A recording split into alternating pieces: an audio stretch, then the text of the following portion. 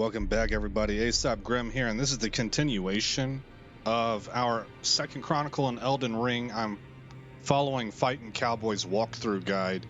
This is episode number 4, which will coincide with his episode number 4, but for us it may be a fairly quick episode. It kind of depends on what all I feel good about talking in here that doesn't duplicate what his efforts are doing. So I guess what I'm trying to say is that this particular episode we're going over, I forget what this place is called, the Table of Lost Grace. And it may be that the vast majority of things that are presented in his video number 4 are things that you just need to go to his video number 4 and check out. But we'll find out. So I'm going to place you on pause right now, and I'm going to go check out his video, and or at least the first part of it, and I'll be right back to let you know what's next. Okay, see you in a minute. Okay, the first thing that he does is he goes over and he speaks to this person right here, and he lets us know, this part I think is important enough for me to mention here, because I have to enact it actually myself. This guy sells incantations, and he leaves part way through. FightinCowboy tells us he leaves part way through the game. So if you see anything here that you want, you need to get it, I guess, ASAP. Oh, that might be hard. I see you've just arrived. Welcome to the Round Table Hold. I'm Corrin, a man of the cloth. I teach incantations, the strength granted us by the two fingers, and explore the secrets of the Golden Order, so that one day, if a tarnished of the Round Table Hold should become Elden Lord, I might counsel them, ensuring order regains its proper form, righting rule over men. By the way, do you still see it? The guidance of grace. I see it. You do? Wonderful news. Most tarnished are blind to it these days. You are something of a rare breed. Well, what do you say? Care to learn an incantation of the two fingers? Okay, so what I was trying to say there before I clicked on that guy was that it's going to be hard for me to know what to get and what not to get. I'm just too ignorant at this point. I just know enough that because I know I'm going for an arcane build, and it's going to make use of incantations versus sorceries, then there are some dragon-related incantations that I would be looking for. So he has Urgent Heal, Cure Poison, Magic Fortification, Flame Fortification, Rejection, produces a shockwave that pushes away foes. Okay. Catch Flame, momentarily sparks flame from hand, and Flame Sling. That sounds familiar. Well, probably what I really need to do is I need to review FightinCowboy's arcane build. Probably really should have done that. I'll do it before next episode. But I don't see anything here that is... I can't even afford this stuff, with the exception of Catch Flames. So I will leave him for now. Shine through you.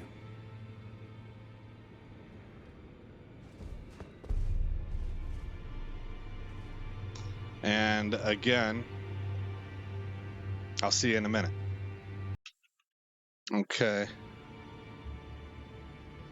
The next two people that he talks to,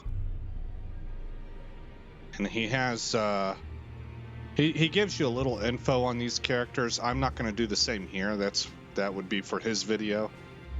But this guy we're going to talk to. Ah, we meet again. I'm glad you took my warning to heart. Those who live in death should be left well alone. All the more should you spy a mariner among their number. And then this is the other guy. Oh, wait. Let me make sure I've exhausted his dialogue. Those who live in death, all the Okay. more. Ah, you again, is it? The recusants sent a lackey. Can you believe they invited me to join them? Now, after what they did? I can scarcely believe it myself. Did they think me a fool? You might be surprised to learn I took them up on the offer. Then I only had to ask. The location of the recusant hideout. It's on Mount Gelmir, found off the old road that leads west from the town of Windmills. That's where they hide. The manor on the peak. Just you wait, wretched recusants. You'll rue the day you insulted my name by laying hands on Lanya. The tale of House Hoslo is told in blood, after all. That sounds quite serious. It's on Mount Gelmir, found off the old road that leads west from the town of Windmills. That's where they hide. The manor on the peak. Just you wait, wretched recusants. The tale of House Hoslo is told in blood, after all. It's on Mount... That's where they hide. Okay. Just you wait. The tale of House... All right. Let's find out what's next. I'll see you momentarily. Okay. So, we go through here next.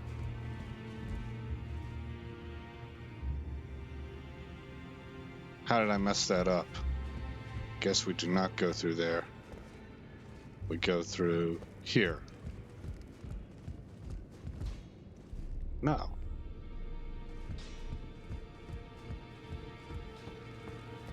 I feel like a knucklehead now. Oh, this is where he went. Okay, so this is where I was. And then he moves here to the left and goes to this passageway. And he talks to this guy who gives us an emote.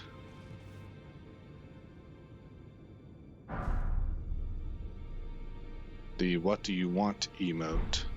Okay. Then he goes off this way.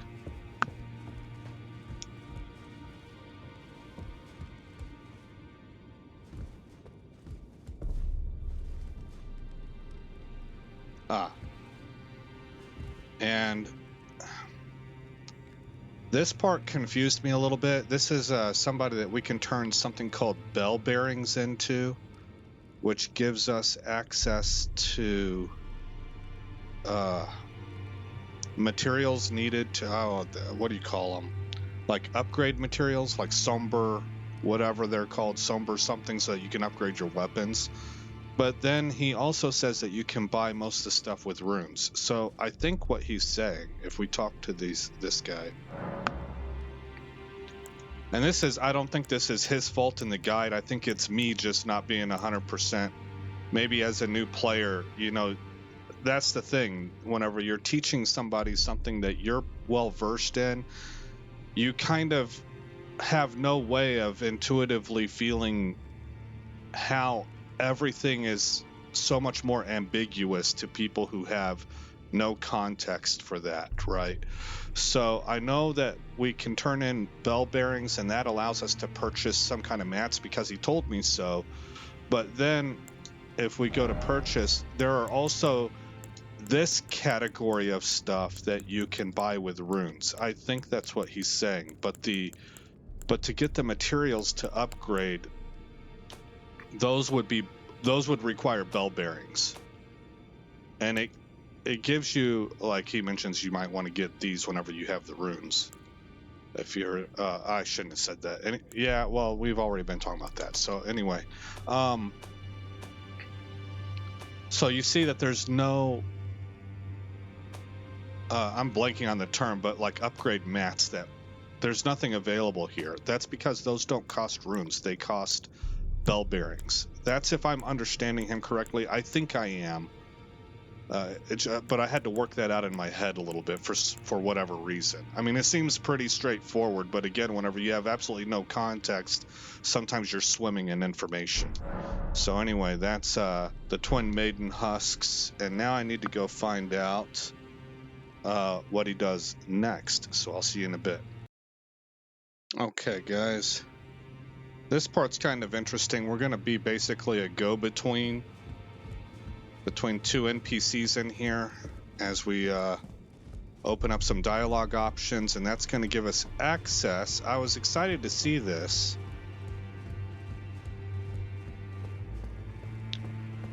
This chick right here, the one that in my original series, I said, man, this is so sad because she sees herself as worthless because she's craven when it comes to physical courage. But I was talking about how there's different forms of courage. And look, she made her way here. She's going to be part of this outfit so she can find some use. And he said, don't talk to her right now. First, we're going to be talking to her here in a minute, but first we need to go through here. I think it's here. Yes. And we need to talk to this blacksmith. But I was really excited to see her here, that she's going to be part of the team. You're a new face. No matter. It's all the same. Lay out your arms. Let's get smithing. The girly boy here. She's crestfallen and can scarcely swing a blade. But she has a gift for spirit tuning. Ah, see? I saw another one like her long ago. Their eyes share the same hue. Yeah. Haunted. But everybody's got an ability. I see you've noticed the chains. Nothing special. Oh man, I'm yeah. a prisoner, and these are my chains. I'm trapped by the hold. I'm dying, smithing for you fools. He ain't That's too all there is happy to it. about it. Yeah. I get it. So this castle here holds sway over him, I guess. No, don't read too much into it. Well, no grudge against you. My being a prisoner is no fault of yours. Besides, I don't mind smithing. Despite my differences, the weapons get stronger all the same. Given time, technique never fails. What an Sight interesting helps me character. forget the sheer terror of her. Oh, I wonder if he's talking about Queen Marika. I'm probably going to pronounce that name wrong. I think it's Marika. Okay, so yeah, for whatever cosmic reason that there is, he has been sentenced to smith forever for whoever works from this castle.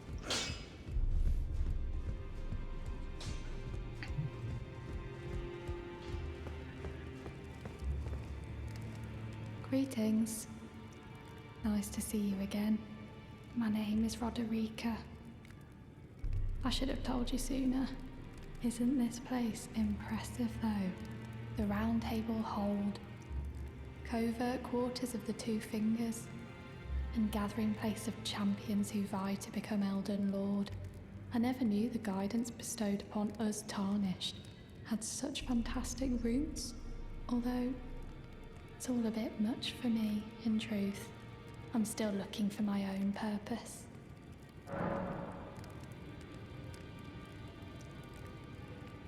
You're telling me I possess some kind of gift? Aye. I don't believe you. But if I do have this talent, and goodness knows it would be my first, I suppose I should try to hone it, shouldn't I? I'll ask Master Hugh to teach me. Certainly he does appear intimidating and holds no love for us Tarnished. But I know he's trapped here at the Round Table Hold, so I can tell. He's a gentle soul underneath it all. All right. We won't spend too long on this, but I just want I feel that I'm compelled to say something here. Young people, everybody has a talent. Everybody. But some people's talents are harder to see. And what happens is that when you have a talent, the nature of having a talent means that you've always had it. You wake up that way. And so especially early in your life, it's really, really easy to believe that what you can do that's special, everybody else can do, that it's common. And there are things that you can do that are not common. But if a guy can throw a football down the length of a football field from his knees, that's a talent that's really easy to see. Some other people have talents that lie in the realm of empathy. Those are things that you're not really going to be able to see, and nobody else really sees it, and you don't necessarily figure out that you're able to glean stuff that's going on in a room, or you're able to put two and two together about a person's personality, or that they're acting outside of their personality, and you just sense within yourself that you need to go talk to them. You can't figure out that you're a good person to talk to, and that you don't even really need to do much. You just need to listen, and it helps people with their problems for some reason that is inexplicable to you, but it happens. All of those things you wake up being able to do, but you have no idea that those are special gifts because you've never not been able to do it. And because it's not something that's a out loud and bright lights talent, like the guy that can throw the football the length of the field from his knees, it's very difficult for you to ascertain that that's an ability yourself that not everybody shares, right? Until later in life, when you just start having enough things happen that you begin to realize, oh, wait a minute, I might have some kind of capability in this area. All right, so that's where I'll wrap that up. I didn't want to spend too long on it and camp on it for too long, but I think young people especially absolutely must know that. Just remember, this is an axiom, man. I'm telling you, this is not a subjective thing. This is an absolute objective fact. Everybody on the planet has talent. They have something that they are uniquely, maybe not uniquely, but they have something that they are absolutely gifted in. Finding it and matching what you do in life to that is kind of the trick, and realizing that it's an ability in the first place is a bit of a trick. So we'll let that go on that note. We're going to talk to this guy again. Back already. No matter. Lay out your arms. The girl. What about her? Are you out of your mind? Who'd stay with an ugly brute who only knows how to smith? Absurd. Besides, she'd never agree to it. Yeah, but he saw that she has talent, so that makes him important, right? He noticed that. He's the only one in here who knew that. That's when you start seeing that you're the only one consistently who notices certain things, that's where you start. Those are your clues. I refuse to believe it. I don't doubt you, but I know when something's too good to be true. Okay, now I'll put one addendum on there. When you start noticing that you're the only one who notices things and you're consistently correct about that thing, or there's consistently good results or impact from you going with your instincts on said thing, right? Then those are clues for you. But don't make the mistake of sometimes you just lost your head. You don't have your head on your shoulders, and you're making wild and crazy assertions or something like that. Don't think that because you're the only one in the room steadfastly holding to something that means that you're gifted in an area. It's got to come with good results also. Sometimes you're just wrong. If I do have a talent for spirit tuning, and goodness knows that would be a surprise, I suppose I should try to hone it, shouldn't I? I'll ask Master Hugh to teach me. All right. Let's make sure that that's all she had to say. If I do have a talent, I suppose I'll ask Master. All right, I'm very happy about that. I'm super pleased, man. I don't know why. Like, this is the stuff I get excited about, is whenever you take someone who has a false impression of their value in this world, and you're able to identify something that they're actually good at, and you can show them, you can open their eyes and show them, see, you do have a purpose, you do have ability. This is I'll share this with you real quick because maybe this would be useful also. My very first, well, I can't say my first, technically she was my second supervisor in the Air Force. It's just that my first one, while he was a great supervisor, the place I was assigned was so temporary that I kind of don't, I really consider Julia to be my first supervisor. And Julia did something that I started to use later on whenever I became a supervisor. This was the first time I was exposed to this idea. She had to do what was called a feedback with me. You get an initial feedback with your supervisor after they've had some time to watch you, and they kind of tell you where they think you are in a number of categories that will reflect on your later 1-year performance report. You get a second feedback at the 6-month mark to show you where you're at so far compared to your first feedback, and then you get your performance report 12 months after 12 months of being under supervision. Okay, so in her initial feedback, we went off to a room on our own. Normally you would just have a conversation and they would tell you where they think you're at and what they think you need, what they think you're good at, what they think you need help in, and maybe give you some solutions. She didn't do that. She handed me a blank piece of paper and told me, I want you to fill out where you think you belong on this. I'm going to go get some coffee and I'll be back in a little bit. She said, be honest. And so I sat down and I graded myself in all of these categories. And then she came back with the same kind of paper that she gave me, but it was her version of it. She had filled it out. And she put them side by side. And in every single category, she rated me higher than I rated myself. And she told me the reason that I wanted to show you this is to show to you that everybody is their own worst critic. They grade themselves harder than what they should. And it's oftentimes not true. Now, there are a lot of reasons for that, and I could expand on that, but I'm not going to here. But I did want to pass that on because so many people out there think that they have no talent, they have no ability, they feel like they're worse than worthless, they feel like they're actually a hindrance to things, and really what you need to do is you got to get outside your own head. And in some ways that takes some guts and courage because you have to be willing to fail also. But I hope that is encouraging to somebody out there. All right, let's press on. Back already. No matter. Lay out your arms.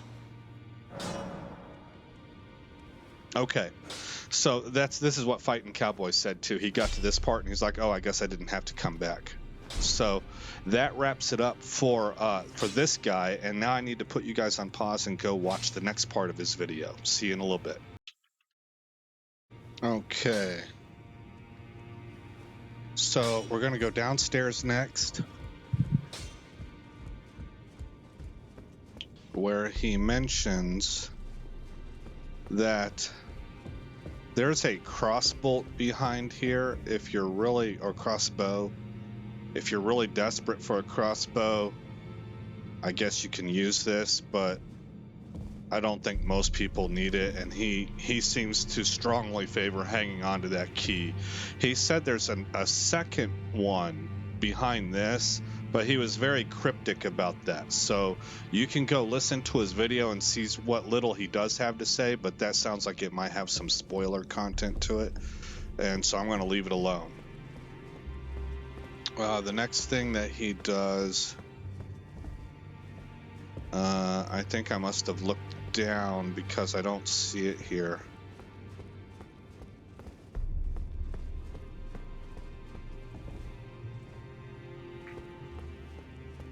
I must have looked down and not seen where he ran. Is it this way?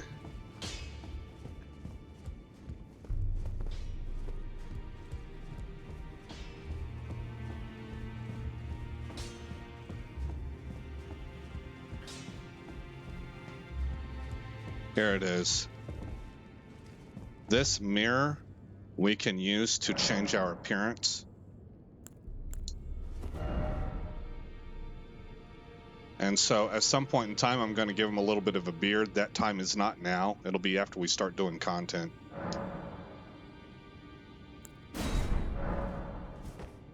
And then eventually, as he ages, I'll change his hair and stuff like that. Right here, I saw another video on this that kind of contradicted a little bit, or maybe, I don't know if it contradicted, but it gave me a different impression from what FightinCowboy says.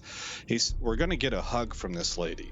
He says that it gives you a buff to your poise, but it also gives you a debuff to your health. He says the health thing isn't a problem because you lose that the first time you die. So it sounds to me like you lose the debuff, but you keep the buff for poise through your death. If that's the case, then we should get the hug. And we're going to get the hug to find out.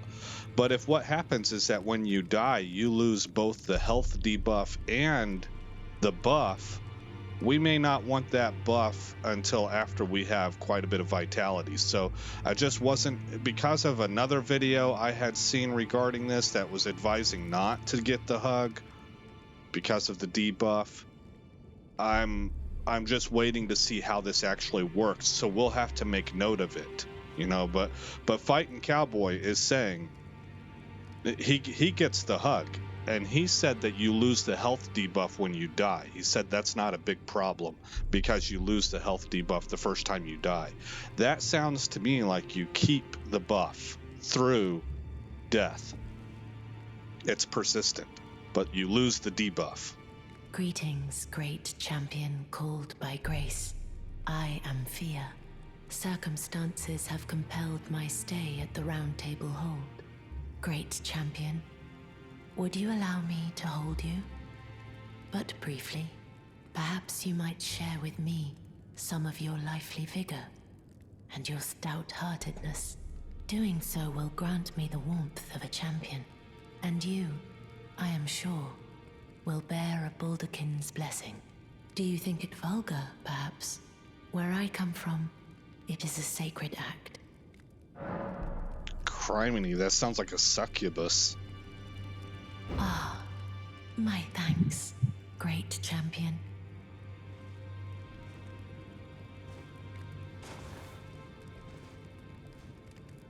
They couldn't quite get that cloak to operate the way they wanted to, huh? You are very warm. Baldakin's blessing. What you felt light up inside you was a Baldakin's blessing. Though it is but a fleeting thing, I am afraid. Come back to me, should you require another. I will take you in my arms as often as you need. That sounds suspicious as all get out, man.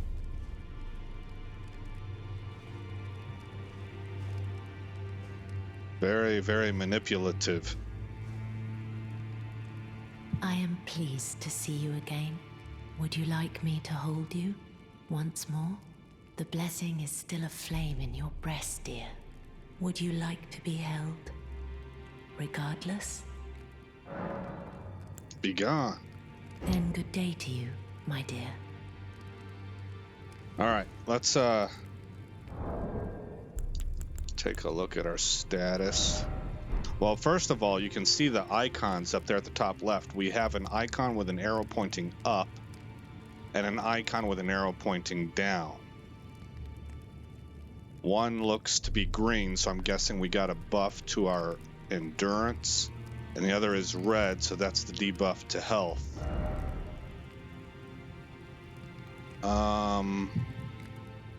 Although I am not seeing where that might actually show up in our stats. I wish it would show us that. There's probably a way to look at it, but I'm not seeing it.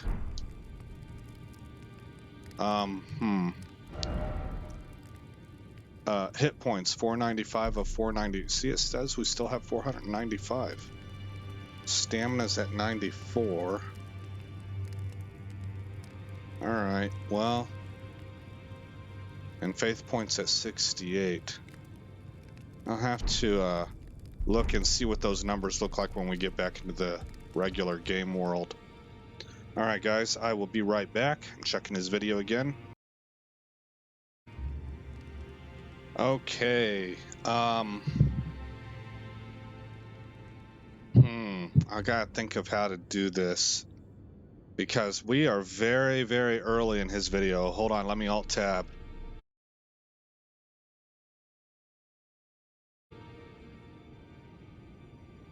In his video, we're at 6.5 minutes. In my video, we're at coming up on 31 minutes. So I think what I'm going to do is I'm going to save this. Well, let me take you to the rest. And we're going to call this episode 4A. 4A. And the next one, because he's about to go into some gameplay, is going to be 4B, 4 Bravo. Now, he says that this is a really good time to upgrade your weapons if you have the mats to do so.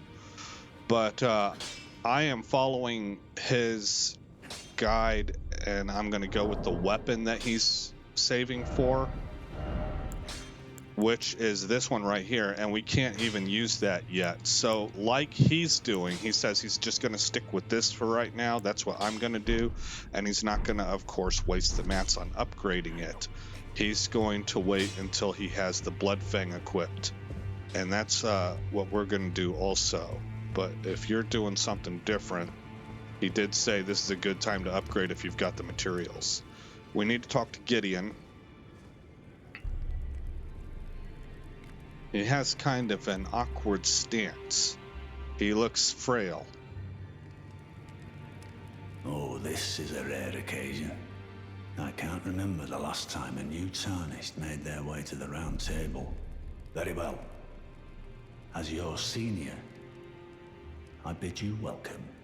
It is safe here. You may let down your guard. Allow me a word of advice. As your senior, you are a mere visitor to the round table. Nothing more. A house guest. Yet to earn their keep. Remember your place, newcomer. There's nothing left to say. Be at your leisure. All right. There's nothing left. Okay, so then now we're going to travel to here.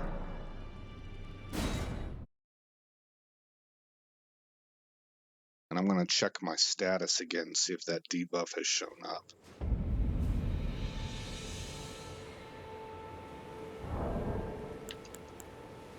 I mean, it says that we have the debuff on us. I'm just not seeing it reflected in stats.